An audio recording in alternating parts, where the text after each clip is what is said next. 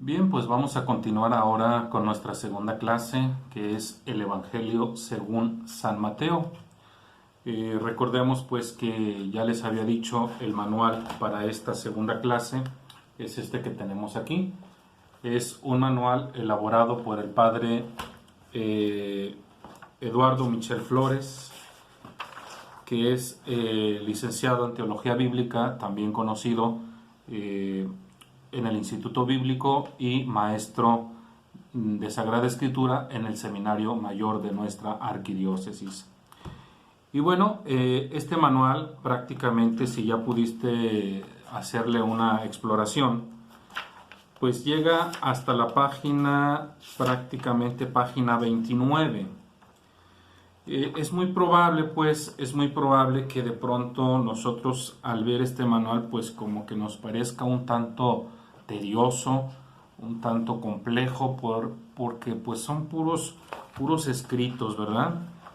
Pero bueno, todo esto trata de ser una introducción, fíjate bien, una introducción al Evangelio de Mateo. Esto no quiere decir que no vayamos a leer y a explicar el Evangelio, por supuesto que sí. Sin embargo, pues yo necesito que tengamos las bases bien firmes para poder entender el Evangelio a la hora que yo pase al capítulo 1, al capítulo 2, al capítulo 3, hasta el capítulo 28 del Evangelio de Mateo. Así que yo te pido mucha paciencia para que vayas comprendiendo paso a paso lo que yo voy a ir explicando de este Evangelio de Mateo en el manual pues que ya tenemos. Bueno, sin más, nos quedamos prácticamente en la página número 6, en la página número 6 de tu manual. Ya vimos el inciso C, que es con relación a los destinatarios, eso ya lo vimos.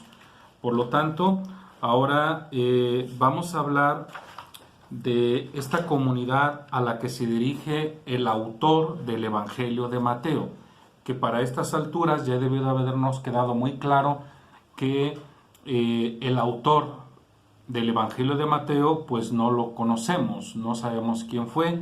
Sin embargo, por las características que presenta el documento, podemos afirmar, asegurar que es alguien letrado dentro de la cultura judaica. Conoce perfectamente bien las tradiciones judaicas y las expresa de una manera muy clara a lo largo del Evangelio. Bueno, pues vamos a la página 6, al punto número 1, donde dice una comunidad en conflicto con el judaísmo. Bien, vamos dejando claro pues que el pueblo judío que vive en Jerusalén, estoy hablando de la capital prácticamente, Jerusalén, es un pueblo que ha estado en una serie de dificultades contra los romanos. El pueblo, en este caso los romanos, el imperio romano, de alguna manera pues siempre trataba de mantener orden en sus territorios conquistados y de alguna manera pues había cierta opresión. Y el problema en Jerusalén particularmente, pues no era para menos. Constantemente había dificultades, había rencillas, sobre todo por aquellos judíos que se sentían avivados pues precisamente por ese deseo de libertad y pues por ahí se despertarían más de alguna ocasión algunas pequeñas revueltas, particularmente en una fiesta que es muy importante para el pueblo judío de aquella época y todavía en la actualidad, pero más en aquella época. Estamos hablando pues de la Pascua. La Pascua tenía unas implicaciones religiosas muy importantes en el pueblo judío, ya que la ciudad de Jerusalén se calcula que tenía una población mínima en tiempos ordinarios y cuando se daba esta fiesta, pues prácticamente la ciudad de Jerusalén se veía rebasada prácticamente por habitantes. A tal grado se ha llegado a decir que se les permitía a los judíos que venían en peregrinación y al no encontrar hospedaje dentro de la ciudad, estamos hablando que era una ciudad amurallada, entonces se les permitía pernoctar pues en las cercanías, vamos a decir, por ejemplo, en el huerto de Getsemaní, ahí donde capturaron a Jesús, se cree que muy probablemente allí había gente pernoctando precisamente porque no había lugar para ellos dentro de la ciudad. Incluso el sacrificio de animales, particularmente de estos sacrificios que se llevaban a cabo, tanto de las ovejas y de los pichones, de los toros, en fin, era tanta la demanda que el sumo sacerdote llegaba incluso a dar ciertas licencias para que el animal se sacrificara en las casas, porque la población se disparaba de manera significativa en Jerusalén. Esto es un dato interesante. ¿Por qué? Porque ¿qué era lo que iban a celebrar los judíos en Jerusalén en esa fiesta de la Pascua? Pues no iban a celebrar, sino que aquel momento trascendental en su historia que evocaba la liberación de este pueblo por parte de Dios sobre los egipcios. Y esto definitivamente evocaba a una libertad. Entonces tú te imaginarás, pues, que estando ahí celebrando su libertad, pero de pronto sentirse como que siguen oprimidos, siguen esclavizados, pues no despertaba más que uno el deseo de decir, es el momento para liberarnos, es el momento para rebelarnos contra estos opresores, que en este caso serían los romanos. Recordemos que en aquel entonces el procurador, estamos hablando pues de Pilatos, este no residía en Jerusalén, este tenía su casa, su residencia particular allá en Cesarea Marítima, y para estas fechas pues él se hacía llegar a Jerusalén y pues de alguna manera se quedaba o se fortalecía ahí en la llamada fortaleza Antonia.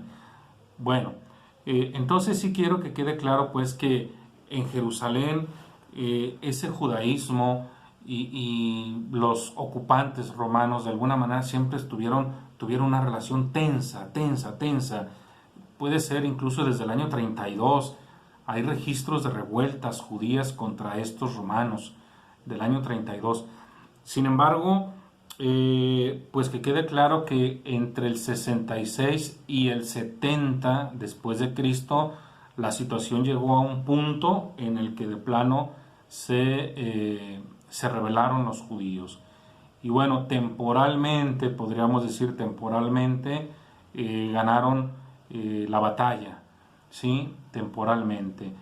Pero bueno, después vendrá Tito y va a destruir el templo y va a acabar con esa revuelta judía. De esto podríamos hablar ampliamente, pero no es el momento. Sin embargo, sí quiero que quede bien claro una cosa. Después del 70, después de Cristo, por supuesto, la situación va a cambiar. Vamos a tener una situación cada vez más tensa ahora entre estos judíos ortodoxos, ultra ortodoxos diríamos, y la comunidad judeocristiana. La situación se va a poner más tensa. De eso trata pues este tema que voy a tratar. Por eso dice, una comunidad en conflicto con el judaísmo. Estoy en la página 6, dice este párrafo. Parece evidente que la primera tarea ha de ser situar esta comunidad en el contexto del judaísmo del siglo I después de Cristo. Así lo sugiere la presencia de constantes referencias a este ámbito cultural. Por ejemplo, las continuas alusiones al Antiguo Testamento, al modo de escribir que es propio de la literatura hebrea, la presencia constante de las instituciones y las costumbres judías, por ejemplo, la ley, el templo, el ayuno, la oración, la limosna. Es decir, cuando nosotros leemos el Evangelio de Mateo, evidentemente está impregnado de esta cultura judía y en su momento vamos a ir viendo cada una de estas menciones que tenemos aquí, tanto en la ley, el templo, el ayuno, etc. Ahora bien, dicen, el judaísmo del siglo I después de Cristo es sin duda el ambiente en que nació este evangelio. Pero, pregunta, ¿Cuál era la relación que existía entre los grupos judíos de esta comunidad cristiana?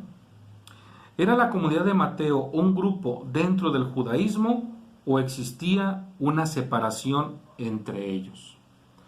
Bueno, pues conviene decir que muy al principio prácticamente la comunidad cristiana, de alguna manera, estoy hablando antes del 60, por ejemplo, parece ser que vivía en cierta paz con el judaísmo. De algún modo tenemos el hecho interesante en un libro, Hechos de los Apóstoles, que es muy importante para nosotros. Parece ser que en el capítulo número 3, ¿sí?, todavía no se presenta ese conflicto entre los cristianos y los judíos. Ahora, espero que no se confundan, porque yo tendría que hablar más que cristianos de judeocristianos. Mira, en el capítulo 3, versículo 1, dice: Pedro y Juan subían al templo a la hora de la oración, hacia las 3 de la tarde. O sea, ¿qué quiere decir esto?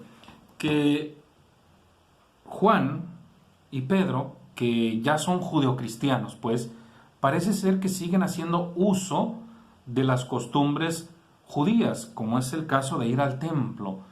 Este es un testimonio interesante porque parece ser que todavía no hay ese conflicto tan marcado entre el judaísmo ortodoxo y los judeocristianos. Por eso es muy importante. Hay un parteaguas después del 70.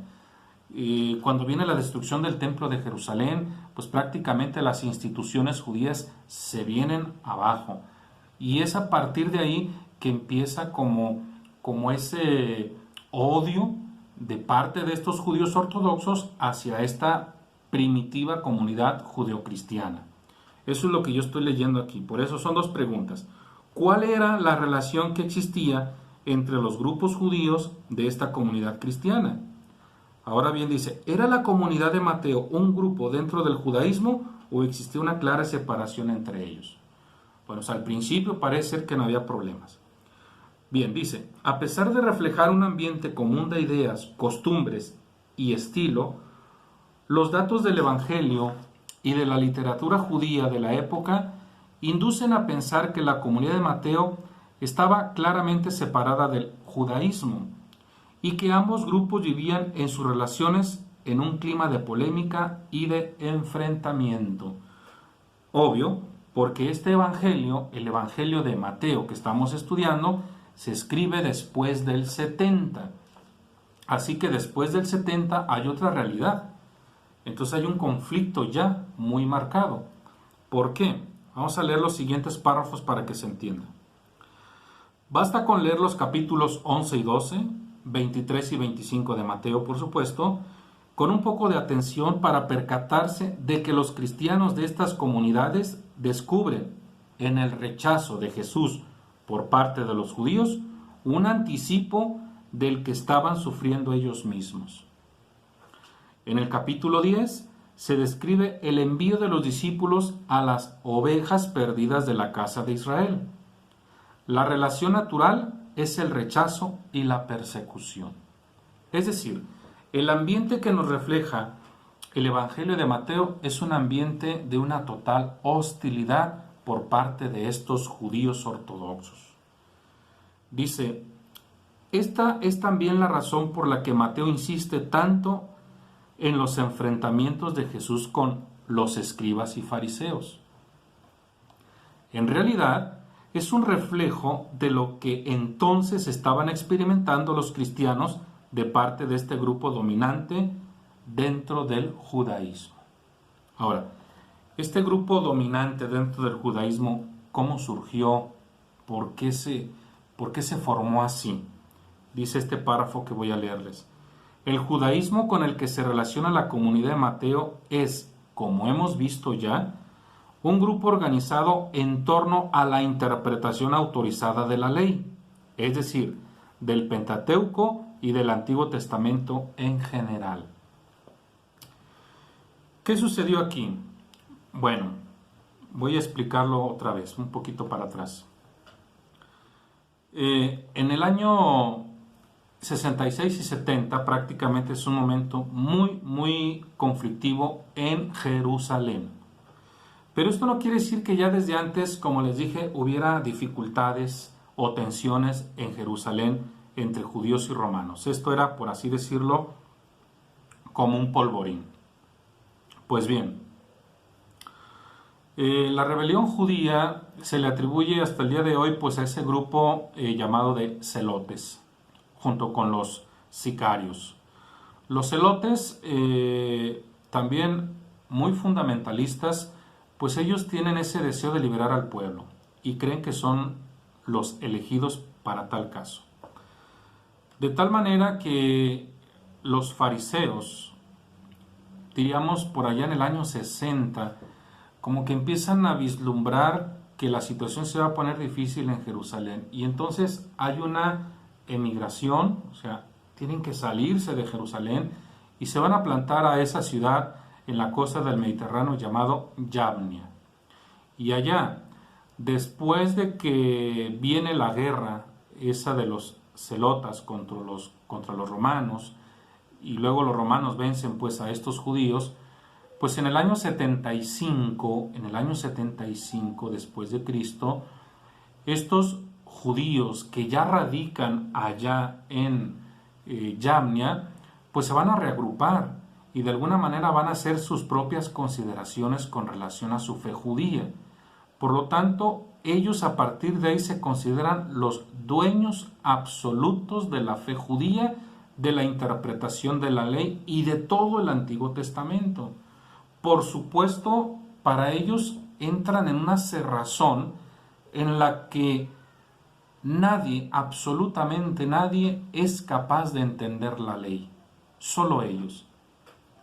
Así que en estas circunstancias, cuando escuchan a alguien decir algo distinto a lo que ellos creen, inmediatamente rompen con él, lo rechazan y de ser posible lo van a perseguir o lo van a injuriar. De esto es lo que estamos hablando aquí. Por eso repito, página 7, párrafo 3. El judaísmo con el que se relaciona la comunidad de Mateo es, como hemos visto ya, un grupo organizado en torno a la interpretación autorizada de la ley, es decir, del Pentateuco y del Antiguo Testamento en general. Esta corriente triunfó y se impuso casi monolíticamente a partir de la asamblea de Yabnia en el año 70 después de Cristo. ¿Qué significa la palabra monolítico o monolítica? Aquí tengo ya la síntesis. Significa que está hecho de una sola pieza, que tiene una cohesión perfecta, que es poco flexible, no cede con facilidad. Eso evoca la palabra monolítico o monolítica. Para nosotros pues ya es entendible. Quiere decir que entonces esta corriente, esta ideología de parte de estos judíos, pues es tan venerada que no hay apertura ni siquiera para el debate. O sea, esto es lo que creemos y nadie más tiene razón más que nosotros. Estamos entonces ante un fundamentalismo. Bien, a partir de este momento, los cristianos, tanto los de origen griego como los de origen judío, ya estamos hablando de dos grupos, la iglesia cristiana, judeocristiana y judeopagana, o sea, los que ya se están integrando, ya son los dos grupos. Dice, fueron excluidos de la comunidad. En la 12ª de las 18 bendiciones, ¿qué es esto? Aquí entre paréntesis nos explica el padre, una oración que se recitaba en las sinagogas en aquella época. Resuenan los ecos de esta ruptura de la que estamos hablando. Fíjense bien, estos judíos ultraortodoxos, entre sus oraciones, hacen esta, que la tenemos aquí. No hay esperanza alguna para los apóstatas. Apresúrate, Yahvé, a extirpar el gobierno insolente, que es Roma, en nuestros días. Los nazarenos, judeocristianos, y los minim, es decir, los herejes en general, perezcan en un instante, serán borrados del libro de la vida, no serán escritos con los justos.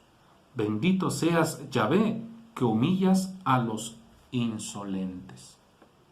Bueno, pues este es un fragmento de esa oración que recitaban los judíos ultraortodoxos, y como te darás cuenta, pues prácticamente aquí ya están involucrando a los cristianos, porque desde la perspectiva de estos judíos ultraortodoxos, ellos fueron los culpables de la catástrofe sufrida allá en Jerusalén. Bien, vamos al siguiente párrafo, Sigo en la página 7 y voy al siguiente párrafo. Dice: pero esta comunidad que vive en controversia con su ambiente está, sin embargo, abierta al mundo no judío. En el envío final, los discípulos escuchan estas palabras: pónganse pues en camino y hagan discípulos a todos los pueblos. Mateo 28, 19. Un encargo que contrasta con aquel primer envío restringido. No vayan a países de paganos ni entren en los pueblos de Samaria. El pueblo judío ha rechazado y sigue rechazando el mensaje de Jesús. Por eso, ahora se anuncia a todos los pueblos. Voy a explicar esto en la materia que estamos estudiando previamente a Mateo, que es la de Historia de la Salvación. Pues obviamente va a llegar un momento en que vamos a hablar de la iglesia primitiva, cómo se va conformando. Y naturalmente, pues tendríamos que hablar en un primer momento de una iglesia judeo-cristiana. Pero en un segundo momento, la iglesia ya no se va a componer netamente de judíos, sino que también de paganos. Entonces hablamos de una iglesia judeo-pagana que se va a incorporar. Esto es muy importante que se entienda, pues, ya que a partir de este momento la iglesia primitiva como que va delineando su propia personalidad.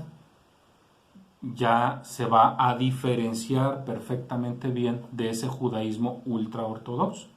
Entonces estamos en una comunidad abierta incluso al paganismo.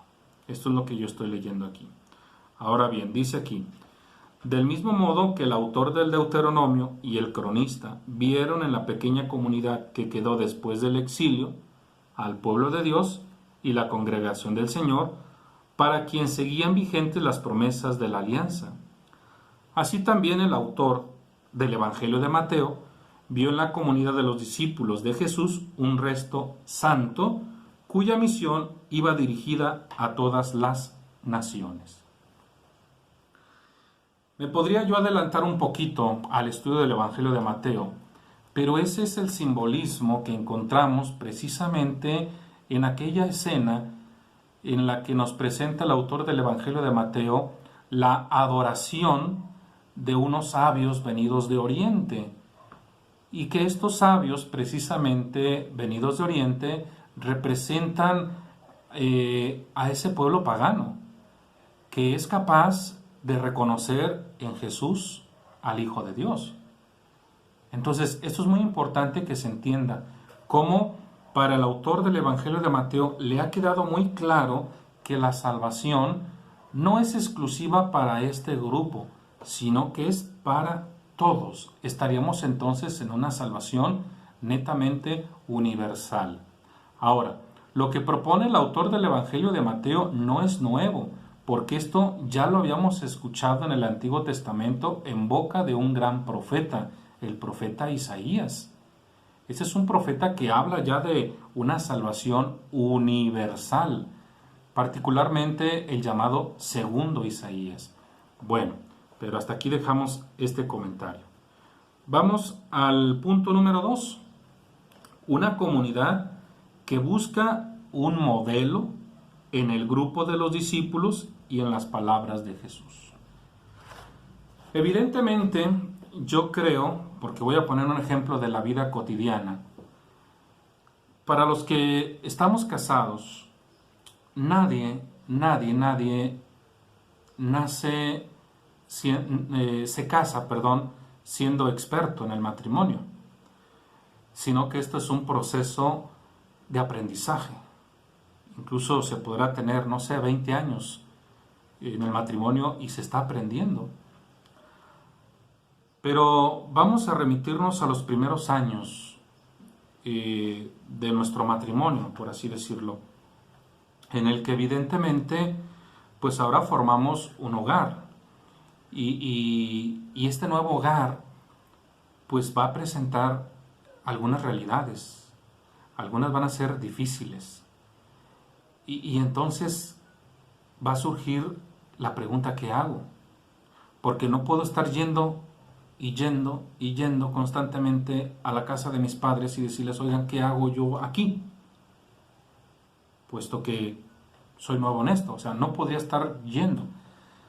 Sin embargo, lo que sí puedo hacer es tomar como referencia ese matrimonio de mis padres, saludable, por supuesto, y entonces tomarlos como mi referente, como mi punto de partida, para yo poder solucionar los problemas a los que ya me estoy presentando o se me están presentando como un nuevo matrimonio. Cierro el comentario, no sé si se está entendiendo, pero lo que yo quiero es que el autor del Evangelio de Mateo, la comunidad a la que se dirige Mateo, es una comunidad que está atravesando por una realidad muy particular. En primer lugar, trata de imaginarte esta pequeña comunidad que ha optado por seguir a Jesús como su Mesías, se está encontrando con una serie de dificultades. Una dificultad, nada más para que entiendas, una dificultad pudo ser el rompimiento del seno familiar. Porque podría ser que el hijo haya aceptado a Jesús como su Mesías, pero el papá no. ¿Y esto qué implicaciones tendrá? Una implicación dolorosa porque va a haber una separación. En ese orden de ideas, este nuevo seguidor de Cristo necesita unas bases, necesita una plataforma, necesita algo para poder decir: no la regué. Es por eso que dice este tema. Una comunidad que busca un modelo en el grupo de los discípulos y en las palabras de Jesús. Necesita saber de dónde agarrarse. De lo contrario, podría claudicar, podría incluso a medio camino decir, como muchos lo hicieron, porque es parte de la historia, muchos cristianos en un momento dado abandonaron el cristianismo. ¿Por qué razón? Pudieron haber sido muchas. Pero bueno, tanta era la presión a lo mejor por parte de sus familiares que optaron por decir: no, ¿sabes qué? Pues mejor quiero seguir siendo judío. Bueno, vamos a la página 8. Comienza con una pregunta. Dice: ¿cómo era esta comunidad que afirma con tal vigor frente al judaísmo y que vive abierta a los no judíos? ¿Cómo era? ¿Cómo estaba organizada? ¿Cuáles eran sus preocupaciones? Vamos a tratar de responder a estas interrogantes. Dice el primer párrafo: hay algunos datos del Evangelio que ayudan a responder a estas preguntas, aunque sea de forma incompleta. Por un lado, la insistencia en el grupo de los discípulos y por otro, la tendencia a organizar las enseñanzas de Jesús en composiciones ordenadas que tienen un marcado carácter catequético. Es decir, podríamos decir pues que el Evangelio de Mateo viene a ser como esa guía, como ese prontuario para que yo pueda irme orientando en el qué hacer como cristiano. Dice, si Mateo acentúa estos dos aspectos, es precisamente porque intenta responder a la situación concreta de su comunidad Y esta situación puede ser descrita como la de un grupo que está en proceso de consolidación y por ello necesita de modelos. El primero, el grupo de los discípulos, y también necesita de criterios, las enseñanzas de Jesús. Bien, vamos al siguiente párrafo. En una lectura ingenua del Evangelio, puede parecer que Mateo ha tratado de reflejar solo una visión histórica de los discípulos que siguieron a Jesús. Pero con una mirada más penetrante se puede descubrir fácilmente el comportamiento de estos. El comportamiento de estos refleja también la situación de la comunidad que el autor tiene delante. Lo mismo ocurre con la presentación de Jesús. Se trata de una figura del pasado que desempeñó una función única en la historia de la salvación, pero al mismo tiempo es el Señor resucitado que está presente en la comunidad. Los discípulos son ciertamente figuras históricas del pasado, pero al mismo tiempo reflejan en muchos de sus rasgos la situación de la comunidad posterior. A través de ellos, Mateo propone un modelo de creyentes y de comunidad. A ver, espero que no se hayan confundido, pero aquí va el ejemplo muy claro. Esta comunidad a la que se dirige Mateo es una comunidad, dijimos, que necesita definitivamente de ejemplos a seguir. Ejemplos, es lo mejor que podemos, un ejemplo a seguir. Así que el primer ejemplo que tienen son los discípulos. Ahora bien, dice aquí, a través de ellos, es decir, los discípulos que siguieron a Jesús, Mateo propone un modelo de creyente y de comunidad. Es decir, el creyente, el discípulo, es el que entra en relación con el Jesús terreno y descubre, como aquellos que le acompañaban, las exigencias que lleva consigo seguirle. Dicho de otro modo, el autor de este libro, que ya se los había presentado, Luis Mosconi, este sacerdote, dicho de otro modo, el autor del Evangelio de Mateo tiene que suministrarles a sus destinatarios el cómo, cuándo, dónde de ser cristianos. Tiene que decirles, miren, si ustedes quieren ser auténticos seguidores de Jesús, fíjense en el ejemplo de sus apóstoles. Esto es lo que está tratando de decir aquí, lo que yo acabo de leer. Repito esto último porque es muy importante, dice, a través de ellos, es decir, a través de aquellos apóstoles, Mateo propone un modelo de creyente y de comunidad. El creyente, el discípulo, es el que entra en relación con el Jesús terreno y descubre, como aquellos que le acompañaban, las exigencias que lleva consigo seguirle. Por ejemplo, voy al Evangelio, voy al capítulo número 18 del Evangelio de Mateo. Mateo capítulo 18. Aquí tenemos un claro ejemplo de lo que pretende el autor sagrado. Capítulo 18, versículos del 1 hasta el 14. En aquel momento se acercaron los discípulos a Jesús y le dijeron, ¿quién es el más importante en el reino de los cielos? Él llamó a un niño, lo puso en medio de ellos y dijo, les aseguro que si no cambian y se hacen como los niños, no entrarán en el reino de los cielos. El que se haga pequeño como este niño, ese es el mayor en el reino de los cielos.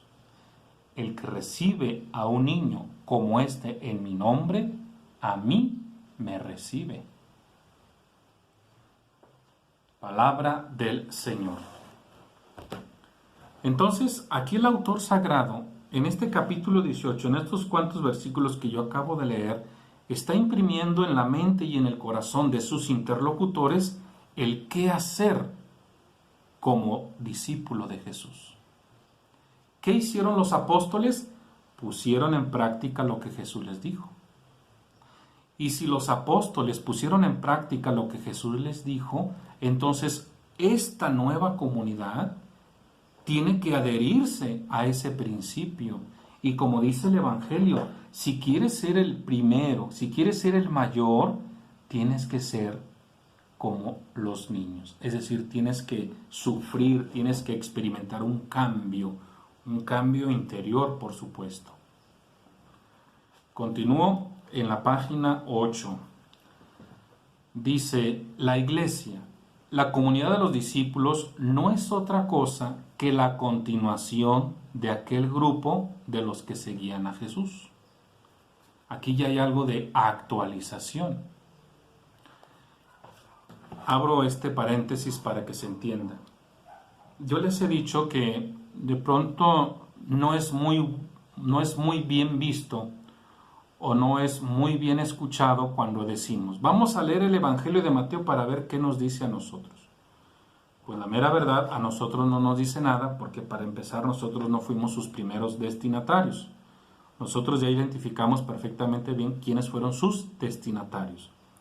Así que lo más prudente sería, de lo que el autor del Evangelio de Mateo le dijo a sus destinatarios, yo voy a ver qué puedo aprender de eso que Mateo les dijo a ellos. Por eso lo que dice aquí es muy cierto. La iglesia somos todos, dice, la comunidad de los discípulos no es otra cosa que la continuación de aquel grupo de los que seguían a Jesús. Así que, en otras palabras, si aquellos discípulos, si aquellos apóstoles atendieron al llamado de Jesús en la misericordia y en la compasión, y así lo vivió la primera comunidad cristiana a la que se dirige Mateo, nosotros, Iglesia del siglo XXI, tenemos que ser continuadores de esas dos virtudes, misericordiosos y compasivos. Espero que esto se haya entendido, porque esa es la intención. Recordemos que si bien es cierto, pues hay que hacer una interpretación, hay que tratar de escudriñar lo que dice la palabra de Dios, pero no nos podemos quedar nada más con eso, con lo que extrajimos. Ahora, ¿qué hay que hacer con esto? Se supone que hay que aplicarlo. Bien, por último, ¿qué dice? Esta vinculación de cada miembro y de toda la comunidad al Jesús histórico es un aspecto en el que insiste Mateo. Probablemente porque en ella vio una forma de control frente a cierto tipo de cristianos espirituales y entusiastas que olvidaban esta referencia obligada a la historia concreta. ¿Qué quiere decir? Vamos a imaginarnos esto. El autor del Evangelio de Mateo tiene frente a una comunidad, así como yo tengo enfrente esta cámara. Pero esta es una comunidad que, como está en un proceso de desarrollo, es una comunidad que algunos tienen aciertos y otros tienen defectos. Por lo tanto, el autor del Evangelio de Mateo tiene presente estas dos realidades y entonces tiene que purificarlas, tiene que procesarlas. En ese orden de ideas, entonces, el autor del Evangelio de Mateo es consciente que hay algunos miembros de esa comunidad a la que él se dirige que, lejos de practicar la enseñanza de Cristo, solamente se dedican a la mera contemplación, a la mera espiritualización. Y esto no digo que sea malo, es parte, pero también es muy importante la ejecución, la participación. Espero que se entienda. porque yo les he dicho, el cristiano, por supuesto que es contemplativo, contemplamos a Dios como lo que es, omnipotente, pero el cristiano también ejecuta la acción. No podemos quedarnos, como decimos, de brazos cruzados ante una necesidad. El verdadero cristiano es aquel que es capaz de contemplar esa situación, pero de entrar en acción. Y esto es lo que pretende Mateo. Por eso, el autor de este libro, insisto, nos dice que en un primer momento el autor del Evangelio de Mateo pretende explicarnos quién es Jesús, claro está. ¿Quién es Jesús? Sí, esa es una de sus primeras tareas. Pero número 2, ¿cómo seguir a este Jesús? ¿Cómo seguirlo? O sea, ¿cómo conocerlo? ¿Cómo llevar a práctica lo que hizo Jesús? Porque eso es fundamental en el cristiano común y corriente. No nada más basta con llamarme cristiano, sino que tengo que demostrarlo a través de la caridad, a través de la compasión, a través de la misericordia, a través de la fraternidad. O sea, tengo que ser un cristiano activo, no nada más contemplativo. Tiene que ser ese binomio para que se entienda. Pues bien, vamos al siguiente punto para terminar esta primera parte. Estamos pues en la página número 8 y ahora voy al párrafo donde dice: dentro de esta comunidad que sirve de modelo a los cristianos a los que se dirige Mateo, hay algunos personajes y grupos que tienen una especial relevancia. Tenemos el caso de Pedro, tenemos el grupo de los 12 y tenemos a los profetas. Vamos al primer punto, Pedro. El papel de Pedro es muy importante. La comunidad se construye sobre él y a él le corresponde la potestad de atar y de desatar, según el Evangelio en el capítulo 16. Esto significa, en primer lugar, que la iglesia en la que vive Mateo conecta con las enseñanzas de Jesús a través de Pedro, del cual sabemos que tuvo una especial influencia en la región de Siria. Es decir, vamos a entenderlo desde esta perspectiva. Para que esta comunidad a la que se dirige Mateo entienda su mensaje, Mateo tiene que vincular precisamente a Mateo con Jesús de manera directa. Es decir, que las enseñanzas que Mateo nos está presentando provienen de manera directa de Pedro. Y Pedro, como ya lo habíamos explicado en la primera introducción, Pedro jugó un papel importante en esa iglesia de Antioquía. Pedro es una figura central. Pedro es una figura muy conocida. Así que la intención aquí del autor del Evangelio de Mateo es como darle mayor importancia a sus enseñanzas, que son enseñanzas que vienen de Pedro prácticamente, pero que Pedro las tomó de Jesús. Esto es para que se vaya pues comprendiendo lo que yo acabo de leer aquí. Dice,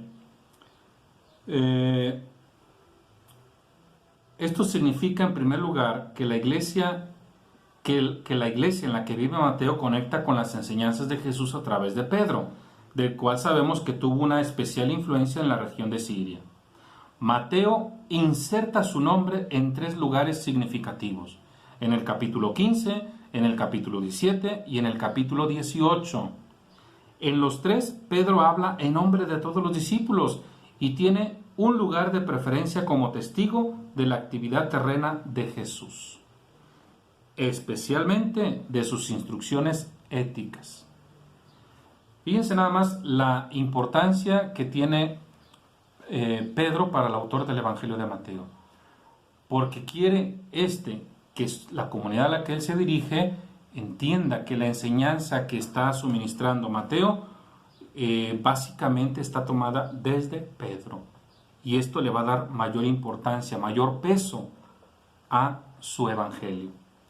Ahora vamos al papel de los 12. Dice, este es también el papel de los 12. Pedro y el grupo de los 12 ocupan un lugar especial porque pertenecen a aquel comienzo histórico al que las siguientes generaciones de discípulos están vinculadas. Ellos son, en cuanto portadores de la tradición, el nexo de unión entre el Jesús histórico y la comunidad en la que Él está presente hasta el fin de este mundo. Para que se entienda, los apóstoles también jugaron un papel muy importante. Ya hablamos de Pedro, pero también vamos a hablar de los 12, de los otros. Porque en la primera carta del apóstol Pablo a los Corintios, ¿sí?, en el capítulo 15 particularmente, llama la atención una declaración de Pablo. Dice, capítulo 15, versículo 1, les recuerdo, hermanos, el evangelio que les anuncié, que recibieron y en el que han perseverado, es el evangelio que los está salvando, si lo conservan tal y como lo anuncié. De no ser así, habrían creído en vano. Porque yo les transmití en primer lugar lo que a mi vez recibí, que Cristo murió por nuestros pecados, según las Escrituras, y que fue sepultado, que resucitó al tercer día, según las Escrituras, y que se apareció a Pedro y luego a los 12. Palabra de Dios. Miren, entonces podríamos decir pues que Pablo ya está diciendo algo categóricamente. Pablo dice que lo que él mismo recibió, así lo está transmitiendo. Entonces estamos hablando de una tradición apostólica. Podríamos decir entonces que Pablo pertenece a la segunda generación de cristianos, porque la primera pues sería Pedro y los otros 11. Pero Pablo pertenece a la segunda, podríamos decirlo así. Entonces, ¿qué está pasando aquí? Lo que dice nuestro manual. Dice, el papel de los 12, Pedro y el grupo de los 12 ocupan un lugar especial porque pertenecen a aquel comienzo histórico al que las siguientes generaciones de discípulos están vinculadas. Ellos, o sea, los discípulos, los 12, son portadores de la tradición y son el nexo, son el vínculo entre el Jesús histórico y la comunidad en la que Él está presente hasta el fin de este mundo. Y luego vamos a la página 9, al tercer grupo, que son los profetas. En aquellas pequeñas comunidades existían también profetas itinerantes. Esto ya lo habíamos explicado en un momento dado, que yo les había dicho que simultáneamente podríamos pensar que mientras Jesús estaba hablando en Galilea, podría haber otro hablando, no sé, en Jerusalén, y al mismo tiempo podría haber otro también en Samaria.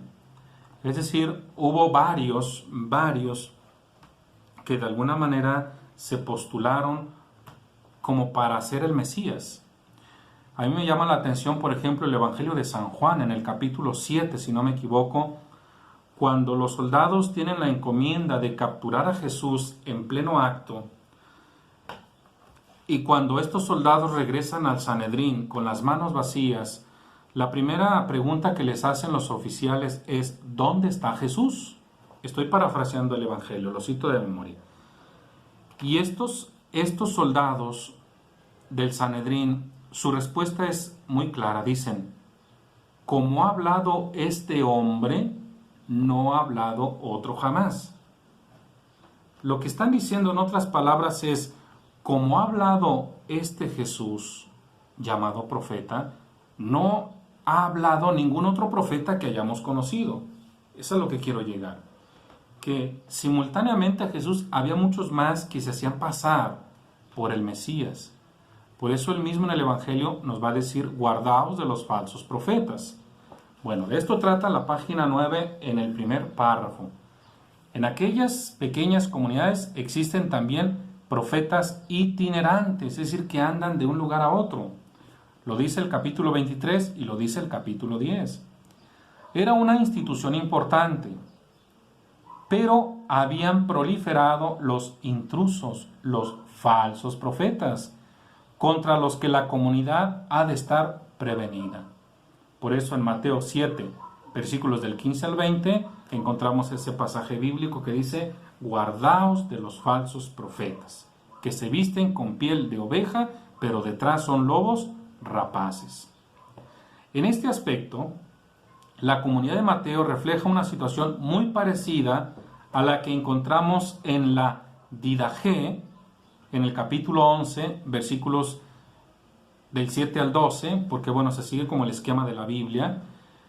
Evidentemente tendríamos que descargar este documento que ya alguna vez se los propuse, la Didaché, para que vean lo que dice aquí.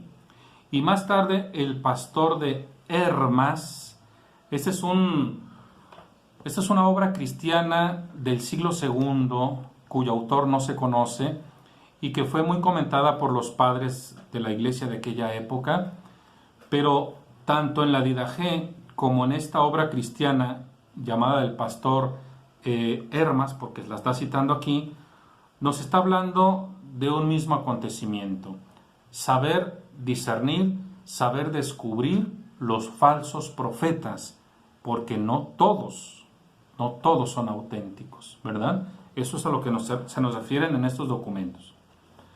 Bien, dice: su tarea dentro de la comunidad es muy importante, pues son la imagen viva de Jesús, profeta carismático que cura enfermedades y cuya vida fue siempre como la de estos profetas. ¿Cómo fue la vida de Jesús? Errante, insegura y en total desprendimiento para buscar solo la voluntad de Dios. Es decir, para que quede claro, la manera de desenmascarar a un verdadero profeta de un falso profeta es muy fácil. Jesús fue alguien que habló de manera transparente. Jesús jamás buscó su interés personal. Sin embargo, los otros pseudo profetas siempre buscaron algún interés propio o en algún momento dado buscaban algo más. Esto es lo que nos hace pues diferenciar entre el verdadero Jesús profeta y los demás. Y ya por último, en el siguiente párrafo dice: a los discípulos Mateo los designa con una expresión característica, los llama pequeños. Toma el nombre de Marcos, pero le da un sentido fuerte. Los discípulos deben de hacerse como niños para poder entrar en el reino. Y el que acepta y acoge a estos pequeños, acepta y acoge a Jesús. Hacerse como un niño, ser pequeño, es una condición indispensable para llegar a ser discípulos. Y haciéndose pequeños, es como se convierten en presencia viva de Jesús. Bueno, esto de pequeños podría parecernos un tanto confuso. Pequeño significa, o podríamos interpretarlo como humilde, como sencillo. Sobre todo esos dos aspectos, hay que fijarnos en ello. Pues bien, estos son algunos aspectos de los grupos de personas que integran la comunidad en que vivió Mateo. Se trata de una comunidad organizada cuya mirada está puesta en el Jesús terreno y en el grupo de los discípulos que le seguían con Pedro a la cabeza. Ellos desempeñan un papel importante porque son el modelo y el ejemplo a seguir. Pues bien, hasta aquí le vamos a dejar en esta segunda parte de la introducción al Evangelio de Mateo. Yo espero que haya sido comprensible. Cualquier duda, cualquier comentario, vamos a abrir el chat para que precisamente ustedes hagan sus comentarios al respecto. Espero que no hayan quedado con alguna duda y bueno, pues la podemos aclarar. Ya la próxima semana creo que ya tenemos los elementos necesarios para poder entrar al Evangelio de Mateo. Vamos a ver sobre todo la estructura, cómo está estructurado el Evangelio, para poderlo empezar a leer y poderlo comentar. Bueno, pues no me despido. Les deseo pues que se encuentren bien y nos vemos en la siguiente edición para continuar con el estudio del Evangelio de Mateo. Muchísimas gracias por su atención.